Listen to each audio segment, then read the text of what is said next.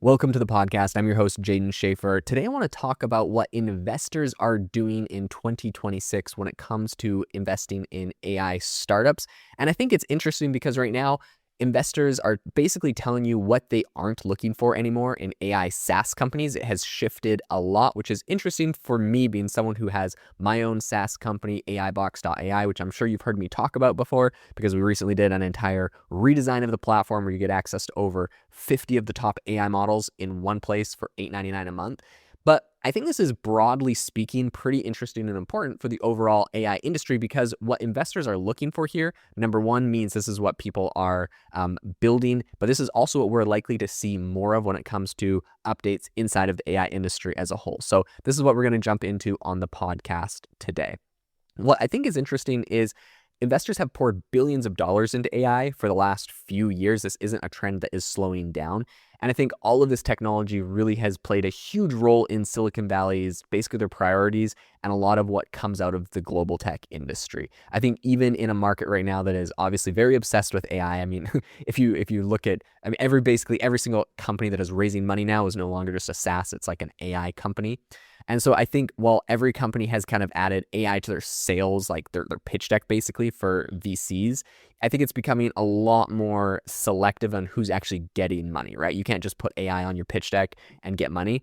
So according to one of the first interviews or kind of data points I got on what VCs are looking at as far as investing in AI companies today that maybe they weren't in the past is from Aaron Holiday.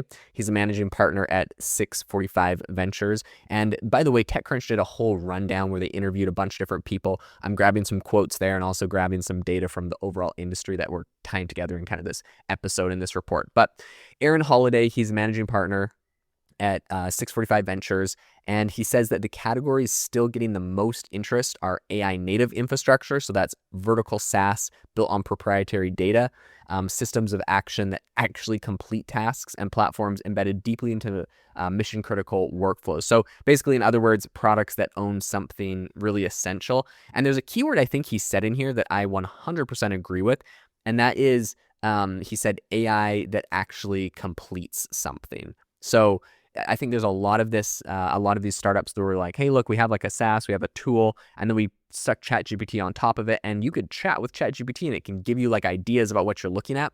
In my opinion, that's basically that's just the original SaaS. It's not super interesting. It might give you like some ideas or help you like troubleshoot, or you don't need their customer support as much.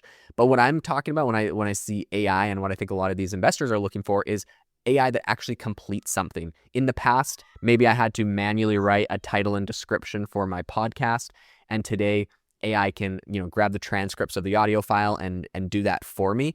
And if that's actually like accomplishing something for me, it's useful. Whereas if it was just like, I don't know, a chat bar on the side where it's like, ask me what would be a good description for this, type in your title and I'll give you some ideas. Like, that is not useful. It's not automatically doing something for me. And that example I just gave you is like very basic. I think ideally you would upload an audio file and it would fill out all of the data and automatically find the best time to post it and look at your calendar and blah, blah, blah, blah, blah. Like, it's just going through and automatically doing stuff. That is what they're looking for, not a chat bar on the side. Okay, so what are they less interested in? What are investors less interested in investing in AI right now? And what that is thin workflow layers. So generic horizontal tools, light product management software, and surface level analytics. If an AI agent can replicate the core value quickly, I think investors are not seeing this as very defensible.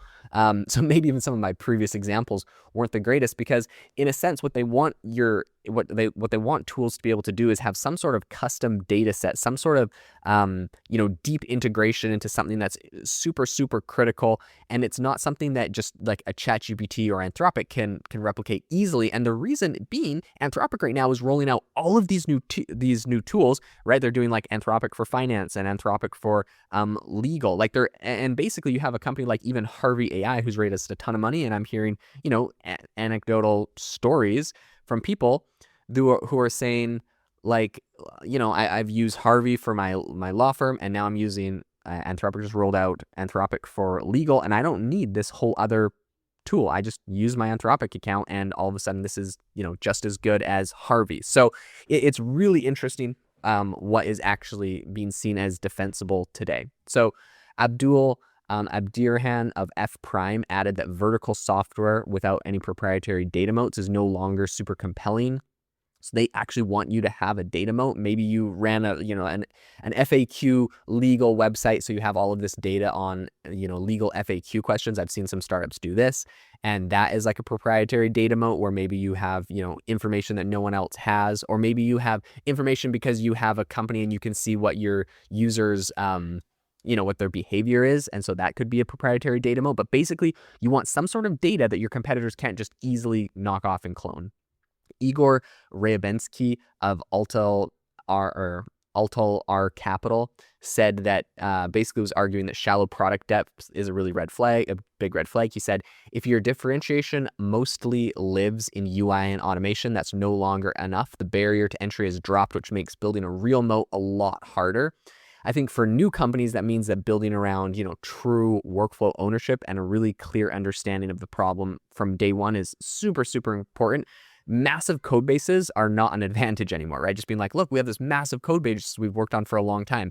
Speed, focus, adaptability, all of those things I think I would argue are much more important. And even pricing models are shifting a lot. Like these kind of, I think there's a lot of software today that has like these really kind of set in stone pricing per seat or per subscription. These are looking a lot weaker compared to the consumption-based approaches where it's like, look, we just need to use like X amount of tokens every month, which is kind of the approach that I'm doing at AI Box, where you get an account and you can just get more tokens. The more you pay, the more tokens you get. We have a bunch of like apps and tools you can use, and if you use them a lot, you pay a lot. If you use them a little, you can be on a low subscription tier and pay a little for them. Jake Sapper, who's the general partner at Emergence Capital, he's kind of trying to frame the shift that's going on right now, and he's like just showing you what it looks like through the lens of developer tools. So he pointed to the contrast between Cursor and Claude Code as kind of where things are going. He said one owns the developer's workflow, the other just executes the task. Which I think basically shows that increasingly developers are choosing execution over process, right? Like they don't just want you to own the workflow, they want you to actually get the thing done, which is what Claude Code is doing really, really well right now. It's the #1 tool we use at AI Box. So the shift I think that we're seeing right now is a lot of big implications. If agents are doing the work, then a lot of the traditional kind of workflow stickiness is becoming a lot less relevant. In the past, getting humans to operate inside of your software was a pretty powerful moat. Now, if an agent can perform the task directly, then owning the human interface doesn't actually matter that much, in my opinion.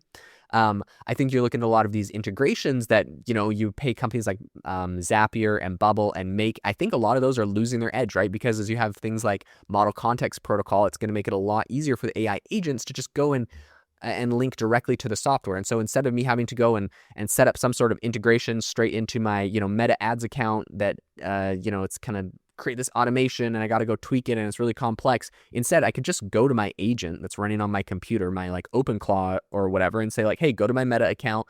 This is the login. Go change these things. Go make these tweaks. And you don't need this kind of like integration. You don't need this Zapier because the agent is just taking over your control of your screen, and the integration is just literally the computer being taken over. Abdirahman also added that the workflow automation and a lot of the task coordination tools are becoming a lot less necessary if agents simply execute the tasks themselves. A lot of public SaaS companies are already feeling pressure as a lot of these AI native startups are emerging. They have a lot more efficient models and architecture.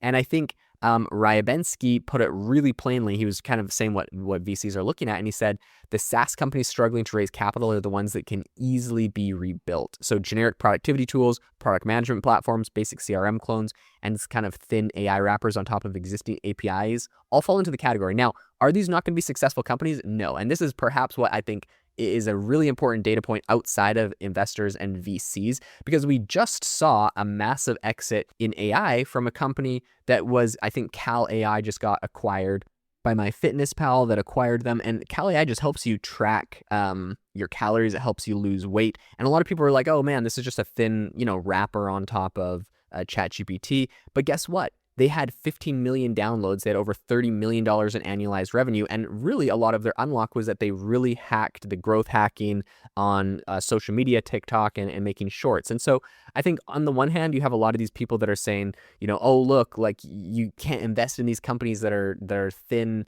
kind of wrappers. Well, if you have another angle, like if you have the growth kind of locked in and you could get $30 million in annual recurring revenue, guess what? You're going to get an acquisition. And so that's what happened. MyFitnessPal went and acquired them. So I do think that there is some interesting points here. And, did they raise an insane amount of VC funding? I mean, not necessarily. That's not something that you have to do if you can scale it without it. Although in a lot of cases, this helps you get started. So I think what remains a really attractive thing for venture capitalists and for people, institutional money looking to invest, is depth. It's kind of the ownership of workflows. It's kind of the control of data. It's a lot of real domain expertise that they'll pay for if you're an expert in a specific area. I think investors are reallocating capital towards businesses that have a lot of those assets, and they're taking it away from products that can be copied with very minimal effort. I think in a world that is quickly becoming AI first, becoming different isn't just about kind of adding an automation. It's about really owning something that agents can't replace easily. So it's an interesting time. A lot is changing right now. Thank you so much for tuning into the podcast. I hope this was super useful, insightful into what we're going to start seeing more and more coming out of AI. Make sure to leave a rating or review wherever you get your podcasts. If you could, it helps the show out a ton. And as always, make sure to go check out AIbox.ai if you want to get access to over 40 of the top AI models for $8.99 a month. And of course, you also get 20% off if you get the annual plan. All right, I'll leave a link in the description for that. Catch you in the next episode.